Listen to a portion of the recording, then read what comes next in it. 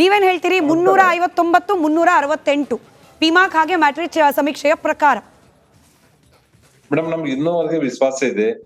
ನಾಳೆ 4ನೇ ತಾರೀಕಿನ ಫಲಿತಾಂಶ 400 ಪಾರ್ ಆಗೇ ಆಗ್ತದೆ ಅನ್ನುವಂತ ಆತ್ಮವಿಶ್ವಾಸ ಇದೆ. ನಮ್ಮ ರಾಷ್ಟ್ರೀಯ ನಾಯಕರು, ಪ್ರಧಾನಮಂತ್ರಿಗಳಾಗಿರುವಂತ ನರೇಂದ್ರ ಮೋದಿಜಿ ಅವರು, ಅಮಿತ್ ಶಾ ಜಿ ಅವರು, ನಡ್ಡಾಜಿ ಅವರು ಇಡೀ ದೇಶವನ್ನೇ ಸುತ್ತಿ ಎಲ್ಲ ಮತದಾರರಿಗೆ ನಮ್ಮ ಮುಂದಿನ ಭಾರತದ ಭವಿಷ್ಯ ಇಡೀ ಜಗತ್ತಿನಲ್ಲಿ ಮೊದಲನೇ ಸ್ಥಾನದಲ್ಲಿ ತರಲಿಕ್ಕೆ ಅವ್ರು ಮಾಡಿರುವಂತ ಪ್ರಯತ್ನ, ಅವ್ರ ಯೋಜನೆಗಳ ಹಿನ್ನೆಲೆ, ಅವರು ನಡೆದು ಬಂದ ದಾರಿ, ಅದು ಅಷ್ಟೇ ಅಲ್ಲದೆ ಕಳೆದ 14 ವರ್ಷ ಮುಖ್ಯಮಂತ್ರಿಗಳು, 10 ವರ್ಷ ಪ್ರಧಾನಮಂತ್ರಿಗಳಾಗಿ 24/7 ಒಂದೇ ಒಂದು ರಜೆ ತೆಗೆದುಕೊಳ್ಳಾರ್ದೇನೆ ದೇಶಕ್ಕಾಗಿ ದುಡಿತಾ ಇರುವಂತ ಹಿನ್ನೆಲೆಯಲ್ಲಿ ನಮ್ಗೆ ಇವತ್ತಿಗೂ ಆತ್ಮವಿಶ್ವಾಸ ಇದೆ. ನಮ್ಮನ್ನ 400+ ನಮಗ್ ಬಂದೇ ಬರ್ತದೆ. ಕರ್ನಾಟಕದಲ್ಲಿ ಸರ್ 2 ಸಂಸ್ಥೆಗಳ ಸಮೀಕ್ಷೆ ಪ್ರಕಾರ ಒಂದರಲ್ಲಿ 22, ಒಂದರಲ್ಲಿ 18ರಿಂದ 20 ಅಂತ ಹೇಳಿ ಕಳ್ಕೊಳ್ತಿರೋದು ಯಾವ ಕ್ಷೇತ್ರಗಳಿರಬಹುದು, ಯಾವ ಕಾರಣಕ್ಕೆ? ನೋಡಿ, ಫಲಿತಾಂಶಗಳು ಏನು ಸರ್ವೆ ರಿಪೋರ್ಟ್ಗಳು ಹಿಂದೆ ಒಂದ್ಸಲ ತಿರುಗಿ ನೋಡಿದಾಗ ಸಾಕಷ್ಟು ವ್ಯತ್ಯಾಸಗಳಾಗಿದೆ. ಆದ್ರೆ ನಾವು 28ಗೆ 28 ಗೆಲ್ತೀವಿ ಅನ್ನೋಂಥದ್ದು ಇರ್ಬೋದು, 1-2 ಸೀಟ್ ಹೆಚ್ಚು ಕಡಿಮೆ ಆಗ್ಬಹುದು. ಆದ್ರೆ ಕಾಂಗ್ರೆಸ್ನವರು ನಾವು 20 ಸೀಟ್ ಗೆಲ್ತೇವೆ ಅನ್ನೋಂಥದ್ದು ಏನಿತ್ತು, 20 ಸೀಟ್ ಗೆಲ್ಲಲ್ಲ, ಅವರು 2 ಸೀಟ್ ಏನೋ ಗೆಲ್ಬಹುದು. ಅದ್ರ ಸಲುವಾಗಿ ನಮ್ದು ಒಳ್ಳೆ ಪರ್ಫಾರ್ಮೆನ್ಸ್ ಕಳೆದ 25 ವರ್ಷದಿಂದ ನಾವು 17 ಸೀಟ್ ಗೆದ್ದಲು ಜಾಸ್ತಿನೇ ಗೆದ್ಕೋತ ಬಂದಿದ್ದೀವಿ. ಆದ್ರೆ ಮೊನ್ನೆ 2019ರಲ್ಲಿ ನಾವು 25+1 26 ಸೀಟ್ಗಳನ್ನು ನಾವು ಗೆದ್ದಿದ್ದೀವಿ. ಈ JDS ಶಕ್ತಿನೂ ನಮ್ ಜೊತೆ ಇರ್ತಾ ಇರೋದ್ರಿಂದ ನಿಶ್ಚಿತವಾಗಿ ನಿಮ್ಮ ಪ್ರಕಾರ ಗ್ಯಾರಂಟಿಗಳ ಪರಿಣಾಮ ಇಲ್ವೇ ಇಲ್ವಾ? ಹಾಗೆ ಒಂದಷ್ಟು ಲೋಕಲ್ ಇಶ್ಯೂ ಬಗ್ಗೆ ಕಾಂಗ್ರೆಸ್ನ ನಾಯಕರು ಮಾತನಾಡಿದ್ರು. ಬರ ಪರಿಹಾರದಲ್ಲಿ ತಾರತಮ್ಯ ಆಗ್ತಾ ಇದೆ, ತೆರಿಗೆಯಲ್ಲಿ ವಂಚಿಸ್ತಾ ಇದೆ ಕೇಂದ್ರ ಸರ್ಕಾರ, ರಾಜ್ಯದ ಮಲತಾಯಿ ಧೋರಣೆ ಅನುಸರಿಸ್ತಾ ಇದೆ. ಈ ರೀತಿ ಲೋಕಲ್ ಇಶ್ಯೂಗಳು ಕೆಲವೊಂದಷ್ಟು. ನಡಿ ಈಗ ಶುರು ಮಾಡೋಣ.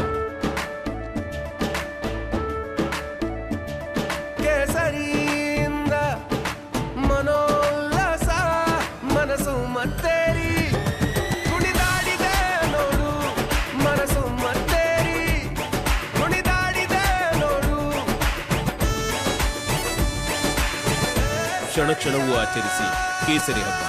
ವಿಮಲ್ ಬಾಯಲ್ಲಿ ಹೇಳಿ ಕೇಸರಿ. ಅದನ್ನಿಟ್ಕೊಂಡು ಹಾಗೆ ಗ್ಯಾರಂಟಿ ರೀತಿಯ ಜನಕಲ್ಯಾಣ ಯೋಜನೆಗಳು ಕಾಂಗ್ರೆಸ್ನಿಂದ ಮಾತ್ರ ಅನ್ನೋ ಇದ್ಯಾವುದು ಕೂಡ ವರ್ಕೌಟ್ ಆಗಿಲ್ಲ ಅಂತ ಹೇಳ್ತೀರಾ? ನೋಡಿ, ಗ್ಯಾರಂಟಿಗಳು ವರ್ಕೌಟ್ ಆಗಿರ್ಬೋದು, ಅದಕ್ಕೆ ನಾವು ಸ್ವಾಗತ ಮಾಡ್ತಾ ಇದೀವಿ. ಇನ್ನು ಸಾಕಷ್ಟು ಅದ್ರ ಬಗ್ಗೆ ಬಿಟ್ಟು ಹೋದವ್ರಿಗೆ ಅನುಕೂಲತೆಯನ್ನು ಮಾಡಿಕೊಡುವಂತದ್ದು ಕಾಂಗ್ರೆಸ್ಸಿನ ಕರ್ತವ್ಯ ಆಗಿದೆ. ಅವ್ರು ಘೋಷಣೆಯನ್ನು ಮಾಡಿದ್ದಾರೆ. ನುಡಿದಂತೆ ನಡೆದಿದ್ದೀವಿ ಅನ್ನುವಂತ ಮಾತಲ್ಲಿ 75% ರೀಚ್ ಆಗಿದ್ದಾರೆ. ಕಳೆದ 1 ವರ್ಷದಿಂದ ಒಂದೇ ಒಂದು ಅಭಿವೃದ್ಧಿ ಕೆಲಸಗಳು ಆಗ್ತಾ ಇಲ್ಲ. ಇದು ಕೇವಲ ಭಾರತೀಯ ಜನತಾ ಪಾರ್ಟಿ JDS ಬೇಜಾರದಲ್ಲಿ ಇಲ್ಲ, ರೂಲಿಂಗ್ ಪಾರ್ಟಿ MLAಗಳನ್ನೇ ಸಹಿತ ಸಾಕಷ್ಟು ಸರ್ಕಾರದ ಬಗ್ಗೆ ಬೇಜಾರುಗಳನ್ನ ವ್ಯಕ್ತಪಡಿಸ್ತಾ ಇದ್ದಾರೆ. ಅವ್ರವ್ರ ಕಾನ್ಸ್ಟಿಟ್ಯೂನ್ಸಿಗೆನೆ ಒಂದೇ ಒಂದು ಭೂಮಿ ಪೂಜೆ ಇಲ್ಲ, ಒಂದೇ ಒಂದು ಉದ್ಘಾಟನೆಗಳಿಲ್ಲ. ಕಳೆದ 1 ವರ್ಷದಿಂದ ಸ್ವತಂತ್ರ ಸಿಕ್ಕ ಮೇಲೆ ಇಷ್ಟೊಂದು ದೊಡ್ಡದಾದ ಬಜೆಟ್ ಅನ್ನ ಮಂಡನೆ ಮಾಡಿದ ನಂತರವೂ ಸಹಿತ ನಿರಾಣಿ ಅವರೇ ಮತ್ತು CT ರವಿ ಅವರೇ, ಎಲ್ಲ ಕಡೆ 3ನೇ ಬಾರಿ ಕೂಡ ಅಂದರೆ ಎಲ್ಲ ರಾಜ್ಯಗಳಲ್ಲಿ BJP ಯಥಾಸ್ಥಿತಿಯನ್ನು ಕಾಯ್ದುಕೊಳ್ತಾ ಇದೆ, ಕರ್ನಾಟಕ ಹೊರತುಪಡಿಸಿ. ನಿಮ್ಮಂಥ ನಾಯಕರು, ನಿರಾಣಿ ಅಂತ ನಾಯಕರು, CT ರವಿ ಅಂತ ನಾಯಕರು ವಿಧಾನಸಭಾ ಚುನಾವಣೆಗಳಲ್ಲಿ ಸೋತಾಗ ಈಗ ಲೋಕಸಭಾ ಚುನಾವಣೆಯಲ್ಲಿ ಅಪೇಕ್ಷಿತರಾಗಿದ್ರಿ. ಒಂದು ವೇಳೆ ನಿಮಗೆಲ್ಲರಿಗೂ ಕೂಡ ಅಂದರೆ ನಿಮ್ಮಂಥ ನಾಯಕರುಗಳನ್ನ ಸರಿಯಾದ ರೀತಿಯಲ್ಲಿ ಬಳಸಿಕೊಂಡಿದ್ದಿದ್ರೆ 28ಕ್ಕೆ 28 ಕೂಡ ಬರ್ತಿತ್ತಾ? ನಿಮ್ಮಂಥ ನಾಯಕರನ್ನ ಬಳಸಿಕೊಳ್ಳುವಲ್ಲಿ ಎಲ್ಲೋ ಒಂದು ಕಡೆ ಎಡವತಾ ಇದೆಯಾ ರಾಜ್ಯ BJP? ಇಲ್ಲ ಸರ್, ನಾವು ಲೋಕಸಭಾ ಚುನಾವಣೆಗೆ ನಾವು ಇಂಟ್ರೆಸ್ಟ್ ಅನ್ನು ತೋರಿಸಿರ್ಲಿಲ್ಲ, ನಾವು ಟಿಕೆಟ್ಗೆ ಅರ್ಜಿನೂ ಹಾಕಿರ್ಲಿಲ್ಲ. ನಾವು ರಾಜ್ಯ ರಾಜಕಾರಣದಲ್ಲಿ ನಾನು ಆಸಕ್ತಿ ವಹಿಸಿರುವುದರಿಂದ ಈಗ ಸ್ಪರ್ಧೆ ಮಾಡಿರುವಂತ ನಮ್ಮ ಅಭ್ಯರ್ಥಿಗಳಿಗೆ ನಾವು ತನುಮನದಿಂದ ಹಗಲು ರಾತ್ರಿ ಗೆಲ್ಲಿಸುವುದರ ಸಲುವಾಗಿ ಪ್ರಯತ್ನ ಮಾಡಿದ್ದೇವೆ. ಅವರು ಅದಕ್ಕೆ ಎಲ್ಲರೂ ಸೂಕ್ತವಾಗಿದ್ದಾರೆ. ನಿಶ್ಚಿತವಾಗಿಯೂ ಹೆಚ್ಚಿನ ಸೀಟುಗಳನ್ನು ಕರ್ನಾಟಕದಲ್ಲಿ ಭಾರತೀಯ ಜನತಾ ಪಾರ್ಟಿ ಲೋಕಸಭಾ ಸದಸ್ಯರು ಗೆಲ್ಲಿಸ್ತೇವೆ. CT ರವಿ ಅವರು ಬೇರೆ ಬೇರೆ ರಾಜ್ಯಗಳಲ್ಲೂ ಕೂಡ ಚುನಾವಣಾ ಕಾರ್ಯದಲ್ಲಿ ತೊಡಗಿಸಿಕೊಂಡಿದ್ರಿ, ಮಧ್ಯಪ್ರದೇಶದಲ್ಲಿ ಗೆಲ್ಲಿಸಿದ್ರು. ಈ ಲೋಕಸಭಾ ಚುನಾವಣಾ ದೃಷ್ಟಿಯಿಂದ BJP ಮಾಡಿದಂತಹ ಒಂದಷ್ಟು ಗ್ರೌಂಡ್ ವರ್ಕ್ ಇದು ಮತ್ತಷ್ಟು ಈ ರಿಸಲ್ಟ್ ನಲ್ಲಿ ಪ್ರತಿಫಲಿಸಬೇಕಾಗಿತ್ತ ಅಂತ ಹೇಳಿ, ಅಂದ್ರೆ 400 ಪಾರ್ ಅನ್ನೋ ಕಾನ್ಫಿಡೆನ್ಸ್ ಕೇವಲ ಕಾರ್ಯಕರ್ತರ ಲೆವೆಲ್ ಅಲ್ಲಿ, ನಾಯಕರ ಲೆವೆಲ್ ಅಲ್ಲಿ ಮಾತ್ರವಲ್ಲದೆ ಈ ನಂಬರ್ಗಳಲ್ಲೂ ರಿಫ್ಲೆಕ್ಟ್ ಆಗಬೇಕಿತ್ತ ಅಂತ ಹೇಳಿ. ಅಲ್ಲ ನೋಡಿ, ನಮ್ ಗುರಿ 400 ರನ್ ದಾಟಬೇಕು, NDA 370 ಭಾರತೀಯ ಜನತಾ ಪಾರ್ಟಿ ದಾಟಬೇಕು ಅಂತಕ್ಕಂಥದ್ದು ನಮ್ ಗುರಿ ಇಟ್ಕೊಂಡಿದ್ವಿ. ಅದ್ ದಾಟಬೇಕು ಅಂದ್ರೆ ಸ್ವಾಭಾವಿಕವಾಗಿ ನಮ್ಗೆ ಪೂರ್ವ ಭಾರತದಲ್ಲಿ ಮತ್ತು ದಕ್ಷಿಣ ಭಾರತದಲ್ಲಿ ಹೆಚ್ಚು ಸ್ಥಾನವನ್ನ ಗೆದ್ರೆ ಮಾತ್ರ ಆ ಗುರಿಯನ್ನ ದಾಟೋದಕ್ಕೆ ಸಾಧ್ಯ ಆಗೋದು. ಹಾಗಾಗಿ ನಮ್ಮ ಪ್ರಯತ್ನ ಚೆನ್ನಾಗಿ ಮಾಡಿದೀವಿ. ತಮಿಳ್ನಾಡಿನಲ್ಲಿ ಕಳೆದ ಬಾರಿ 1 ಸೀಟು ಇರಲಿಲ್ಲ, ಈಗ ಕನಿಷ್ಠ 3-5 ಸೀಟ್ವರೆಗೂ ತೋರಿಸ್ತಾ ಇದ್ದಾರೆ. ಅದು ಒಂದು ಪಾಸಿಟಿವ್ ಗ್ರೋತು. ಕೇರಳದಲ್ಲಿ 1 ಸೀಟು ಇರಲಿಲ್ಲ, ಆಂಧ್ರದಲ್ಲಿ 1 ಸೀಟು ಇರಲಿಲ್ಲ. ಈ ಸರಿ ಆಂಧ್ರದಲ್ಲಿ, ತಮಿಳ್ನಾಡಿನಲ್ಲಿ, ತೆಲಂಗಾಣದಲ್ಲಿ ಹೆಚ್ಚುವರಿ ಆಗ್ತಾ ಇದೆ ಅಂತ ಹೇಳ್ತಿದ್ದಾರೆ. ಕರ್ನಾಟಕದಲ್ಲಿ ನಾವು 28ಕ್ಕೆ 28 ಸ್ಥಾನ ಗೆಲ್ಲಬೇಕು ಅನ್ನೋ ಗುರಿ ಇಟ್ಕೊಂಡೆ ನಾವು ಕೆಲಸ ಮಾಡಿದ್ದೀವಿ. ಈಗ ಟಿಕೆಟಿಗಾಗಿ ಕೆಲಸ ಮಾಡುವಂತ ಮನಸ್ಥಿತಿ ಇರೋರು ಬೇರೆ ಇರ್ತಾರೆ. ನಾನು ಪಕ್ಷದ ಕಾರ್ಯಕರ್ತ, ಸಿದ್ಧಾಂತಕ್ಕಾಗಿ ಕೆಲಸ ಮಾಡೋನು. ನಮಗೆ ನಿಮ್ಗೆ ಗಮನಿಸಿದ್ರೋ ಇಲ್ವೋ ಗೊತ್ತಿಲ್ಲ, 43 ಸಭೆಗಳನ್ನ ಇಡೀ ರಾಜ್ಯದಲ್ಲಿ ಸಾರ್ವಜನಿಕ ಸಭೆ, 2ನೇ ಅತಿ ಹೆಚ್ಚು ರಾಜ್ಯ ಸುತ್ತಿದ್ದು ನೀವೇ. ಎಸ್, ಆ ರೀತಿ ಕೆಲಸ ಮಾಡಿದೀವಿ. ಇದು ಮುಗಿದ ತಕ್ಷಣ ತಮಿಳ್ನಾಡಿಗೆ ಹೋಗಿದ್ದೇನೆ. ಮೊದಲು ಆರಂಭದಲ್ಲಿ ತಮಿಳ್ನಾಡು, ಆಮೇಲೆ ಕರ್ನಾಟಕ ಮುಗಿದ ತಕ್ಷಣವೇ ಉತ್ತರ ಪ್ರದೇಶಕ್ಕೆ ಹೋಗಿ ಅಲ್ಲಿ 12 ದಿನ ಕೆಲಸ ಮಾಡಿ ಬಂದಿದ್ದೇನೆ. ಪಕ್ಷದ ಕಾರ್ಯಕರ್ತನಾಗಿ ಕೆಲಸ ಮಾಡೋದು, ಗೆಲುವಿಗಾಗಿ ಕೆಲಸ ಮಾಡೋದು. ಮತ್ತೆ ಇಡೀ ಚುನಾವಣೆ ನಮ್ಮ ಸರ್ಕಾರದ ನೀತಿ, ನಮ್ಮ ಕಾರ್ಯಕರ್ತರಾಗಿ, ಒಬ್ಬ ಕಾರ್ಯಕರ್ತರಾಗಿ, ಶಿಸ್ತಿನ ಸಿಪಾಯಿಯಾಗಿ ನೀವು ಕೆಲಸ ಮಾಡ್ತಾ ಇದ್ದೀರಿ, ನೀವು ಕೆಲಸ ಮಾಡೋದಕ್ಕೆ ಸಿದ್ಧರಿದ್ದೀರಿ. ಆದರೆ ಗುರುತಿಸುವಂಥ ಸಂದರ್ಭದಲ್ಲಿ ನಿಮ್ಮಂಥವರುಗಳನ್ನು, ನೀವಿರಬಹುದು ಅಥವಾ ನಿರಾಣಿ ಅಂತವ್ರು ಇರ್ಬೋದು, ಅಥವಾ ಈಶ್ವರಪ್ಪನವರ ಮಗ, ಅವರ ಡಿಮಾಂಡ್ಗಳೇನಿತ್ತು ಆ ಸಂದರ್ಭದಲ್ಲಿ ಕೆಲವು ಎಡವಟ್ಟುಗಳಾದ ಕಾರಣಕ್ಕಾಗಿ ಕಳೆದ ಬಾರಿಯಷ್ಟು ಕೂಡ ರೀಚ್ ಆಗೋದಕ್ಕಾಗ್ತಾ ಇಲ್ವಾ? ಇದರ ಬಗ್ಗೆ ವಿಶ್ಲೇಷಣೆ ನಿಮ್ಮ ಹತ್ರ ಕೇಳಿದ್ರೆ ನಿಮ್ಮ ಉತ್ತರ ಏನು? ಎಲ್ಲ ಕಡೆ ಕಳೆದ ಬಾರಿಯಷ್ಟೇ ಉಳಿಸ್ಕೊಂಡಿದೆ, ತಮಿಳುನಾಡಂಥ ರಾಜ್ಯಗಳಲ್ಲಿ ಹೆಚ್ಚಿಸ್ಕೊಂಡಿದೆ ಅಂತ ನೀವು ಹೇಳ್ತಾ ಇದ್ದೀರಿ. ಆದರೆ ಕರ್ನಾಟಕದಂಥ ರಾಜ್ಯದಲ್ಲಿ ಆಲ್ರೆಡಿ ದಕ್ಷಿಣ ಭಾರತದಲ್ಲಿ ಪ್ರಪ್ರಥಮವಾಗಿ ಅಧಿಕಾರಕ್ಕೆ ಬಂದಂಥ BJP ಅಂತ ಹೆಗ್ಗಳಿಕೆ ಇರುವಂಥ ರಾಜ್ಯದಲ್ಲಿ ಕಳೆದುಕೊಳ್ಳುವಂಥ ಪ್ರಯತ್ನ, ಎಲ್ಲ ಘಟಾನುಘಟಿ ನಾಯಕರು ಹೊರಗಡೆ ನಿಂತಿದ್ದಾರೆ. ಯಾಕೆ ಹಾಗೆ? ಅಲ್ಲ, ನಾನು ಅದನ್ನ ನಿಮ್ ನಡುವೆ ವಿಶ್ಲೇಷಣೆ ಮಾಡಕ್ ಬಯಸಲ್ಲ. ಒಂದು ನಂಬಿಕೆ ಇದೆ, ಪಕ್ಷದ ಬಗ್ಗೆ ಕೆಲಸ ಮಾಡೋದು ಮಾತ್ರ ನಮ್ ಜವಾಬ್ದಾರಿ. ಪಕ್ಷ ನಮ್ ಬಗ್ಗೆ ಯೋಚನೆ ಮಾಡುತ್ತೆ. ಕೊಡ್ಬೇಕಾದ್ರೆ ದೇವರು ಬಡ್ಡಿ ಸಮೇತ ಸೇರ್ಸೇ ಕೊಡ್ತಾನೆ, ಆ ವಿಶ್ವಾಸ ಇದೆ. ಕೊಡ್ಲಿ ಕೊಡದೆ ಇರ್ಲಿ, ಅಲ್ಲ ನೋಡಿ ನಾವಾದ್ರೂ ಒಂದು ಒಳ್ಳೆ ಕಾಲದಲ್ಲಿ ರಾಜಕೀಯ ಕ್ಷೇತ್ರದಲ್ಲಿ ಕೆಲಸ ಮಾಡ್ತಿದ್ವಿ. ನಮ್ಗಿಂತ ಹಿಂದೆ ಕೆಲಸ ಮಾಡಿದವ್ರು ಕೇವಲ ಸಿದ್ಧಾಂತ ಕೆಲಸ ಮಾಡಿದ್ದಾರೆ. ಅವ್ರು ಯಾವ ಅಧಿಕಾರನೂ ಅನುಭವಿಸಿಲ್ಲ, ವಿಚಾರಕ್ಕಾಗಿ ಕೆಲಸ ಮಾಡಿದ್ದಾರೆ. ಹಾಗಾಗಿ ಅವ್ರಿಗೆ ಹೋಲಿಸ್ಕೊಂಡಾಗ ನಮಗೆ ದೇವ್ರು ಇಷ್ಟೆಲ್ಲ ಕೊಟ್ಟಿದ್ದಾನೆ. ಆಸೆ ಕೊನೆ ಇಲ್ಲ. ಸರ್ ದೇವ್ರು ಅಂತ ತುಂಬಾ ಹೇಳ್ತಾ ಇದ್ದೀರಿ. ನೀವು ಹೇಳಿದ ತಕ್ಷಣ ನೆನಪಾಯ್ತು, ಒಂದು ಕಾಲದಲ್ಲಿ, ಇಟ್ಸ್ ಅ ಸೀರಿಯಸ್ ಕ್ವೆಶ್ಚನ್, ಒಂದು ಕಾಲದಲ್ಲಿ ರಾಮ ಮಂದಿರದ ವಿಚಾರ ಬಿಜೆಪಿಯನ್ನ ಒಂದು ಚಿಕ್ಕ ಹಂತದಿಂದ ಆ ಒಂದು ಚಳವಳಿಯನ್ನು ನಡ್ಕೊಂಡು ಬಂತು, ಬಹಳ ದೊಡ್ಡ ಮಟ್ಟಕ್ಕೆ ಅಧಿಕಾರದ ಬಾಗಿಲಿಗೆ ತಂದು ನಿಲ್ಲಿಸ್ತು ರಾಮ ಮಂದಿರದ ವಿಚಾರ. ಇವತ್ತು ಒಂದು ಕಾಲದಲ್ಲಿ ಅಷ್ಟು ದೊಡ್ಡ ಒಂದು ಘಟನೆ, ಒಂದು ಸಾಧಿಸಲೇಬೇಕಾಗಿರೋ ಬಹುದೊಡ್ಡ ಗೋಲ್ ಅಂತಿದ್ದದ್ದು ಇವತ್ತು ಸಾಧಿತವಾಗಿದೆ.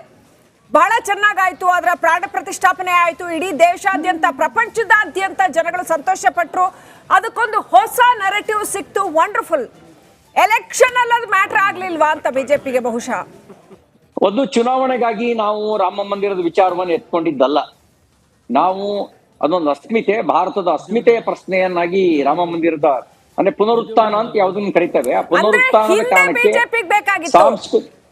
ಬಿಜೆಪಿಗೆ ಚುನಾವಣೆಗೆ ರಾಮ ಮಂದಿರ ಬೇಕಾಗಿತ್ತು. ಯಾಕಂತಂದ್ರೆ ಎಷ್ಟೊಂದು ಎಲೆಕ್ಷನ್ಸ್ ಅಲ್ಲಿ ರಾಮ ಮಂದಿರ ನಿಮ್ ಪ್ರಣಾಳಿಕೆನಲ್ಲಿತ್ತು ಸರ್, ನಿಮ್ ಪ್ರಣಾಳಿಕೆನಲ್ಲಿತ್ತು. ರಾಮ ಮಂದಿರ ಇಲ್ಲೇ ಇರೋ ಪ್ರಣಾಳಿಕೆ ಇತ್ತ ನಿಮ್ದು? ಕಾಂಗ್ರೆಸ್ ರಾಮ ಮಂದಿರ ಮತ್ತು ರಾಮನ ವಿರೋಧಿಯಾಗಿ ವರ್ತನೆ ಮಾಡಿದ ಕಾರಣಕ್ಕಾಗಿ ಅದರ ರಾಜಕೀಯ ಲಾಭ ನಮಗಾಯ್ತು. ಅವರೇ ರಾಮ ಮಂದಿರ ಕಟ್ಬಿಟ್ಟಿದ್ರೆ ನಾವು ಹೋರಾಟ ಮಾಡುವ ಪ್ರಶ್ನೆಯೇ ಬರ್ತಿರ್ಲಿಲ್ಲ. ಅವರೇ ರಾಮ ಮಂದಿರಕ್ಕಿದ್ದ ಎಲ್ಲ ಅಡೆತಡೆಗಳನ್ನು ನಿವಾರಿಸ್ಬಿಟ್ಟಿದ್ರೆ ಅವರು ಹಿಂದೂ ವಿರೋಧಿ, ಹಿಂದುತ್ವದ ವಿರೋಧಿ ಅಂತ ಕರ್ಸ್ಕೊಳ್ಳುವಂತ ದುಸ್ಥಿತಿಯೇ ಅವ್ರಿಗೆ ಬರ್ತಿರ್ಲಿಲ್ಲ. ನಾವು ಅಸ್ಮಿತೆಯ ಕಾರಣಕ್ಕಾಗಿಯೇ ಹೋರಾಟ ಮಾಡಿದ್ದು, ರಾಜಕಾರಣಕ್ಕಾಗಿ ಅಲ್ಲ. ರಾಜಕೀಯ ಲಾಭ ನಮಗಾಗಿರ್ಬೋದು, ಅದು ಕಾಂಗ್ರೆಸ್ನ ತಪ್ಪು ನೀತಿಯ ಕಾರಣದಿಂದ ನಮಗೆ ರಾಜಕೀಯ ಲಾಭ ಆಯ್ತು. ಅವರು ಕೂಡ ರಾಮ ಮಂದಿರ ಆಗ್ಲೇಬೇಕು ಅಂತ ನಿಲುವು ಪ್ರತಿಪಾದಿಸಿದ್ರೆ ನಮಗೆಲ್ಲ ರಾಜಕೀಯ ಲಾಭ ಆಗ್ತಿತ್ತು. ಸಿ.ಟಿ. ರವಿ ಅವರೇ, ನೀವು ತಮಿಳುನಾಡು ಹಾಗೆ ಕೇರಳದ ಬಗ್ಗೆ ಮಾತನಾಡ್ತಿದ್ರಿ. ವಿಶ್ಲೇಷಕರು ಹೇಳ್ತಾ ಇರೋದು ವೋಟ್ ಶೇರ್ ಹೆಚ್ಚಾಗಬಹುದು, ಸೀಟ್ ಗಳಿಕೆ ಅನುಮಾನ ಇದೆ ಅಂತ ಹೇಳಿ. ಇನ್ನು ನೀವು ಪೂರ್ವ ಭಾಗದ ರಾಜ್ಯಗಳ ಬಗ್ಗೆ ಮಾತನಾಡ್ತಿದ್ರಿ. ಡೆವಲಪ್ಮೆಂಟ್ ಓರಿಯೆಂಟೆಡ್ ಚುನಾವಣಾ ಪ್ರಚಾರ, ಈಸ್ಟ್ ಬಗ್ಗೆ ಬಜೆಟ್ಗಳಲ್ಲೂ ಕೂಡ ಯಥೇಚ್ಛವಾಗಿ ಈಶಾನ್ಯ ರಾಜ್ಯಗಳಿಗೆ ಅನುದಾನವನ್ನು ಎತ್ತಿಟ್ಟದ್ದನ್ನು ನಾವು ಗಮನಿಸಿದ್ವಿ. ಬಟ್ ಮಣಿಪುರದಂತ ಇಶ್ಯೂ ಬಂತು, ಅದು ಡ್ಯಾಮೇಜ್ ಮಾಡ್ತಾ? ಈ ಪ್ರಶ್ನೆ ಅಂತೂ ಇದ್ದೇ ಇದೆ. ಅಲ್ಲ, ಈಗ ನೀವು ರಿಸಲ್ಟ್ ಬಂದ ನಂತರ ಅದರ ಅವಲೋಕನ ಮಾಡಿದಾಗ ವಾಸ್ತವಿಕವಾಗಿರೋ ಸಂಗತಿಗಳು ಗೊತ್ತಾಗತ್ತೆ. ಈಗ ಬಂದಿರೋದು ಸಮೀಕ್ಷೆಯಲ್ಲಿ ನಾವು ಸಂತೋಷ ಪಡ್ತಕ್ಕಂಥ ತುಂಬಾ ಸಂಗತಿಗಳಿದಾವೆ. ಬಿಜೆಪಿ 272ರ ಮ್ಯಾಜಿಕ್ ಅನ್ನ 3ನೇ ಬಾರಿ ದಾಟುತ್ತೆ, ಸಂತೋಷ ಪಡೋ ಸಂಗತಿ. ಮತ್ತೆ NDA ಕಳೆದ ಸಾರಿಗಿಂತ ಹೆಚ್ಚಿನ ಸ್ಥಾನವನ್ನು ಗಳಿಸುತ್ತೆ, ಅದು ಕೂಡ ಸಂತೋಷ ಪಡುವಂತ ಸಂಗತಿ. 3ನೇ ಬಾರಿ ನರೇಂದ್ರ ಮೋದಿ ಅವರ ನೇತೃತ್ವದಲ್ಲಿ ಪ್ರೋ ಇನ್ಕಂಬ್ರೆನ್ಸಿ ಇದೆ ಅನ್ನೋದು ಸಂತೋಷ ಪಡುವಂತ ಸಂಗತಿ. ಇಂಡಿ ಒಕ್ಕೂಟ ನಾವೇನ್ ಬಂದೇ ಬಿಟ್ವಿ, ಯಾರು ಪ್ರಧಾನ ಮಂತ್ರಿ ಅಂತ ಹೇಳಿ ಅವರು ಮುಂಚೆನೆ ಚರ್ಚೆ ಮಾಡ್ಲಿಕ್ಕೆ ಪ್ರಾರಂಭಿಸಿದ್ರು. ಅವ್ರಿಗೆ ವಿರೋಧ ಪಕ್ಷದ ನಾಯಕರು ಯಾರು ಅಂತ ತೀರ್ಮಾನ ಮಾಡೋದು ಕಷ್ಟ ಆಗತ್ತೆ. ಯಾಕೆಂದ್ರೆ ಚುನಾವಣೆ ನಂತರ ಮತ್ತೆ ಇಂಡಿ ಒಕ್ಕೂಟ ಒಡೆದು ಹೋಗೋದು ಗ್ಯಾರಂಟಿ. ಇವತ್ತೇ ಇಂಡಿ ಒಕ್ಕೂಟಕ್ಕೆ ಸೇರಿದ ಕೆಲವರು ಬಂದಿಲ್ಲ, ಹಾಗಾಗಿ ಅವ್ರ ಫ್ರೆಂಡ್ಲಿ ಫೈಟಿಗೆ ಆಮೇಲೂ ನಿಂತ್ಕೋಬಹುದು. ಹಾಗಾಗಿ ನಾವು ಈ ಸಮೀಕ್ಷೆ ನಮಗೆ ಸಮಾಧಾನ ತಂದಿದೆ. 4ನೇ ತಾರೀಕು ಫಲಿತಾಂಶ ತೃಪ್ತಿಯನ್ನು ತರುತ್ತೆ. ರೈಟ್. ನಿರಾಣಿ ಅವ್ರ ಕಡೆದಾಗ ಒಂದು ಪ್ರಶ್ನೆ ಇದೆ. ಮುರುಗೇಶ್ ನಿರಾಣಿ ಅವರೇ, ಕಡೆದಾಗಿ ಕಾಂಗ್ರೆಸ್ 6 ಸ್ಥಾನಗಳನ್ನ ಗೆಲ್ಬಹುದು ಅಂತ ಹೇಳಲಾಗ್ತಾ ಇದೆ. ಇದರಲ್ಲಿ ಅವರ ಪ್ರಿಡಿಕ್ಷನ್ ಇನ್ನೂ ಜಾಸ್ತಿ ಇತ್ತು ಕಾಂಗ್ರೆಸ್ನವ್ರದ್ದು, ಆದ್ರೆ ಎಕ್ಸಿಟ್ ಪೋಲ್ ಏನ್ ಹೇಳ್ತಾ ಇದೆ ಅಂದ್ರೆ 6 ಸ್ಥಾನಗಳನ್ನ ಗೆಲ್ಬಹುದು ಅಂತ. ಮುರುಗೇಶ್ ನಿರಾಣಿ ಅವರೇ, ಉತ್ತರ ಕರ್ನಾಟಕದಲ್ಲಿ ಯಾವ್ದಾದ್ರು ಒಂದು ಸ್ಥಾನವನ್ನು ಗೆಲ್ಬಹುದಾ ಕಾಂಗ್ರೆಸ್? ಗೆಲ್ಬಹುದು ಅಂದ್ರೆ ಯಾವ್ದು ಅಂತ ಹೇಳ್ತೀರಿ? ನೋಡಿ ಅಮ್ಮ, ಕಾಂಗ್ರೆಸ್ನವ್ರು ಹೇಳ್ತಾ ಇರುವಂತದ್ದು 20 ಸೀಟ್ಗಳನ್ನ ಅವ್ರು ಇವತ್ತು ಗೆಲ್ಬೇಕನ್ನಂತ ಇರುವಂತದ್ದು 6 ಸೀಟ್ಗಳಂತ ಹೇಳ್ತಾ ಇದ್ದಾರೆ. ಅದ ನನ್ನ ಲೆಕ್ಕದಲ್ಲಿ 2 ರಿಂದ 3 ಸೀಟ್ಗಳನ್ನ ಮಾತ್ರ ಅವ್ರು ಗೆಲ್ಬಹುದು. ನಮ್ಮ ಬೆಳಗಾವ್ ಡಿವಿಷನ್ ನಲ್ಲಿ ಏನ್ ಕಿತ್ತೂರು ಕರ್ನಾಟಕ ಅಂತ ಹೇಳ್ತಾ ಇದ್ವಿ, 100ಕ್ಕೆ 100ರಷ್ಟು ನಾವು ಭಾರತೀಯ ಜನತಾ ಪಾರ್ಟಿಯ ಎಲ್ಲ ಲೋಕಸಭಾ ಸದಸ್ಯರನ್ನ ನಾವು ಗೆಲ್ತಾ ಇದ್ದೀವಿ. ರೈಟ್ ಸರ್, ಧನ್ಯವಾದ CT ರವಿ ಅವರೇ, ಹಾಗೆ ಮುರುಗೇಶ್ ನಿರಾಣಿ ಅವರೇ ರಿಪಬ್ಲಿಕ್ ಕನ್ನಡದ ಜೊತೆಯಲ್ಲಿ ಮಾತನಾಡಿದ್ದಕ್ಕೆ ಕ್ಷಮೆ ನಮ್ಮ ಪ್ಯಾನಲಿಸ್ಟ್ ಗಳಿಗೆ. ಬಹಳಷ್ಟು ಸಮಯ ನಿಮ್ಮನ್ನ ಹೊರತುಪಡಿಸಿ ಮಾತುಕತೆ ಆಗೋಯ್ತು. ಇನ್ ಮಿಕ್ಕಿದ ಸಮಯ ಪೂರ್ತಿ ನಿಮ್ ಜೊತೆ ಮಾತುಕತೆ. ದೇಶದ ಅತಿ ದೊಡ್ಡ ನೆಟ್ವರ್ಕ್ ನಿಂದ ಮೆಗಾ ಕವರೇಜ್. ದೇಶದ ಮತದಾರನ ಆದೇಶ NDAಗ, ಇಂಡಿ ಒಕ್ಕೂಟಕ್ಕ. ಲೋಕ ಅಖಾಡದಲ್ಲಿ ಗೆಲ್ಲೋದ್ಯಾರು, ಸೋಲೋದ್ಯಾರು. ಕರುನಾಡಿನ 28 ಕ್ಷೇತ್ರಗಳ ನಿಖರ ಫಲಿತಾಂಶ. ಫಾಸ್ಟ್ ರಿಸಲ್ಟ್, ಪಕ್ಕಾ result. Number 1 election team, number 1 network, number 1 coverage.